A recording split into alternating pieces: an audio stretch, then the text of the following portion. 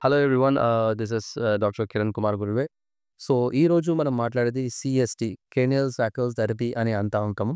So, మన దగ్గర వచ్చే పిల్లలు గానీ, ఆర్ పెద్దవాళ్ళు గానీ, సో, నార్మల్‌గా ఏడీహెచ్‌డీ కిడ్స్ అన్నా, లేకపోతే ఆటిజం పిల్లలైనా, సో, ఓవరాల్‌గా ఏంటంటే కొంతమంది డిప్రెస్డ్‌గా ఉండే పిల్లలు ఎవరైతే ఉంటారో వాళ్ళకైనా, సో, కొంతమందికి క్రోనిక్ పెయిన్ ఏదైతే ఉంటుందో, సో, పెద్దవాళ్ళైనా నార్మల్‌గా లైక్ సర్వైకల్ పెయిన్ అవ్వచ్చు అది, లేదంటే హెడేక్ ఉండొచ్చు.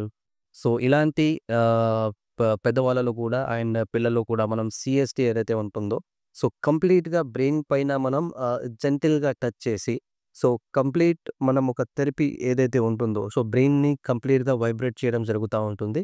జెంటిల్ టచ్ ఇచ్చి. సో, ఎవరైతే డిప్రెషన్ ఫీల్ అవుతా ఉంటారో, క్రోనిక్ పెయిన్ ఉంటుందో, లేకపోతే కొంతమంది ఏంటంటే థాట్ ప్రాసెస్ కొంచెం లైక్ ఫ్లక్చుయేషన్ అవుతా ఉంటుందో, అలాంటి పిల్లలకైనా ఆర్ హైపర్‌గా ఉంటారు. అలాంటి పిల్లలకైనా లేకపోతే కొంతమంది పిల్లలు హైపోగా ఉంటారు. అలాంటి పిల్లలకైనా మనం సీఎస్టీ చేయడం వల్ల డెఫినెట్‌లీ చాలా వరకు బెనిఫిట్స్ ఉంటా ఉంటాయి. వాళ్ళు బ్రెయిన్ అనేది ఏదైతే ఉంటుందో పీస్ ఆఫ్ మైండ్ కామ్ అయిపోయి, సో, కాన్సంట్రేషన్ పెరగడం అనేది కూడా జరిగే ఛాన్సెస్ ఉంటుంది.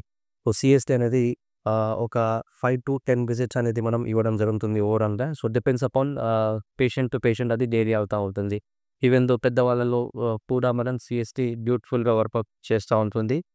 మెయిన్‌గా ఫీమేల్ క్యాండిడేట్స్ ఎవరైతే ఉంటారో, సో, ఫీమేల్స్‌కి కూడా ఏదైతే స్ట్రెస్, చెప్పలేని బాధలు ఏదైతే ఉంటా ఉంటాయో, సో, ఆ సెల్ఫ్ హీలింగ్ ప్రాసెస్ అనేది స్టార్ట్ అవుతుంది సీఎస్టీ చేయడం వల్ల.